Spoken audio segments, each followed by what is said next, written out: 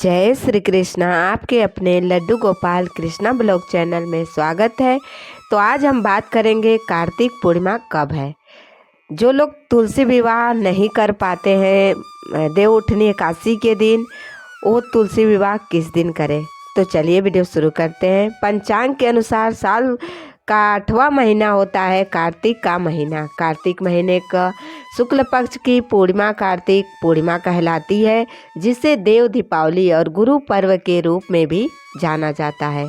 और इस दिन मणिकर्णिका का स्नान भी किया जाता है।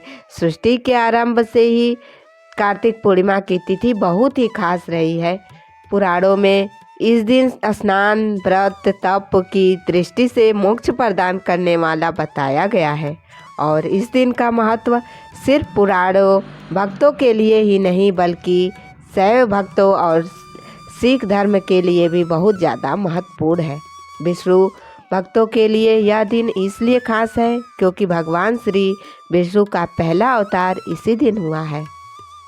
प्रथम अवतार में भगवान श्री विष्णु मत्स्य यानी मछली के रूप में थे और भगवान विष्णु को यह अवतार वेदों की रक्षा, प्रलय के अंत तक सप्त ऋषियों, अनाजों और राजा सत्यव्रत की रक्षा के लिए लेना पड़ा था।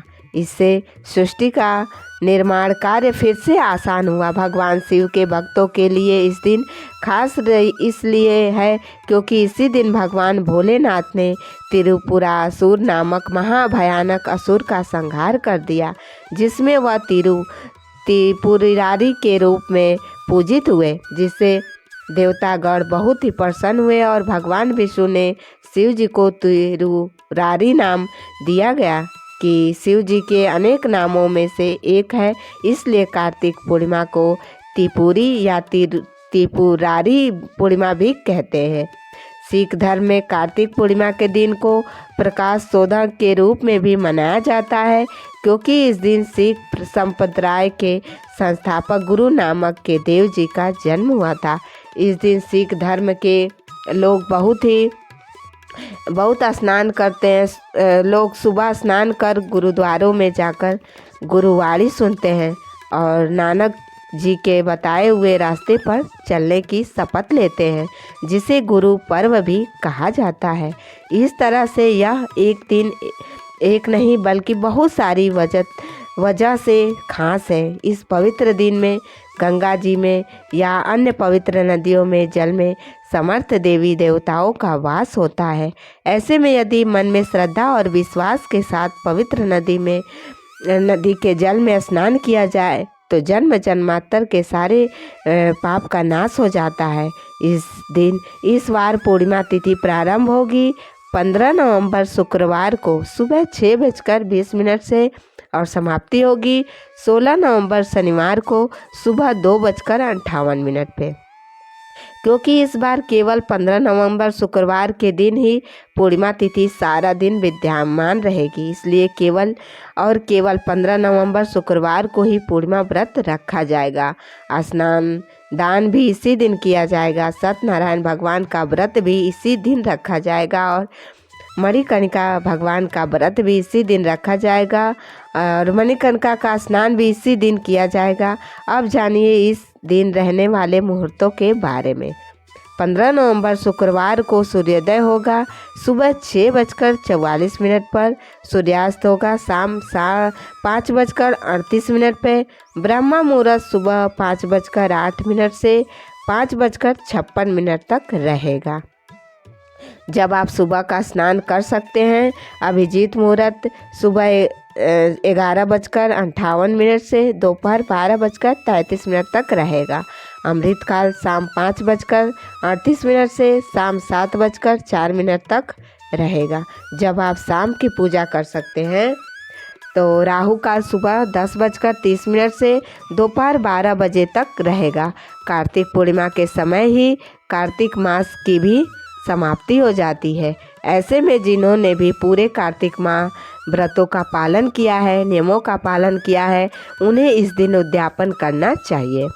देव दीपावली यानी कार्तिक पूर्णिमा के दिन पूजा के शुभ मुहूर्त इस प्रकार रहेंगे, जिसमें सुबह की पूजा का शुभ मुहूर्त होगा 24 मिनट से 6:44 तक रहेगा। शाम की पूजा का शुभ मुहूर्त रहेगा शाम 5:27 से 6:47 तक रहेगा। विजय मुहूर्त दोपहर 1:53 से 2:36 तक रहेगा। अभिजीत मुहूर्त और विजय मुहूर्त में आप सत्यनारायण भगवान की कथा भी पाठ करवा सकते हैं। गोधूली बेला शाम 5:27 से 5:54 तक रहेगी। जिस प्रकार आप गौ माता की भी पूजा कर सकते हैं, मतलब इस समय आप गौ माता की भी पूजा कर सकते हैं। गाय के आसपास या गौशाला में दीपदान भी कर सकते हैं। पूर्णिमा के दिन चंद्र देवता की पूजा की जाती है, तभी व्रत पूर्ण होता है।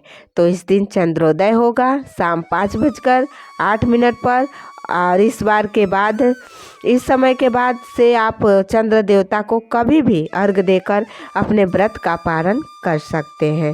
जो लोग किसी कारण से देवउठनी एकादशी के दिन तुलसी विवाह न कर पाए हो, उन्हें इस दिन तुलसी विवाह करना चाहिए यदि आपकी इच्छा हो तो। और कार्तिक मास का उद्यापन भी आपको इसी दिन करना है। अपनी सामर्थ्य के अनुसार दान दक्षिणा किसी योग्य निर्धन व्यक्ति को देने के साथ ही सामर्थ्य हो तो घर पर किसी वैष्णव को या किसी ब्राह्मण को आमंत्रित कर आप उन्हें शुद्ध सात्विक भोजन कराएं और यथासंभव दान दक्षिणा दें। कार्तिक माह के अंतिम 5 दिनों को पंच भिखु या पंच व्रतों के नाम से भी जाना जाता है, जो देवउठनी एकादशी के से लेकर कार्तिक पूर्णिमा तक रहती है। ऐसे में जिन्होंने पंच भिखु व्रत रखे हैं, उनका समापन भी आपको पूर्णिमा के दिन ही करना होता है। कार्तिक मास के बाद भगवान श्री हरि कृष्ण की अत्यंत प्रिय मासी सत्य मास प्रारंभ हो जाता है, और इस महीने में भी भगवान श्री कृष्ण की लीलाओं का कथाओं का श्रवण किया जाता है। तो ये रही कार्तिक पूर्णिमा की संपूर्ण नियम विधि। तो उम्मीद करती हूँ वीडियो आपको अच्छी लगी होगी, तो चैनल को लाइक और सब्सक्राइब ज़रूर करें। जय माता दी।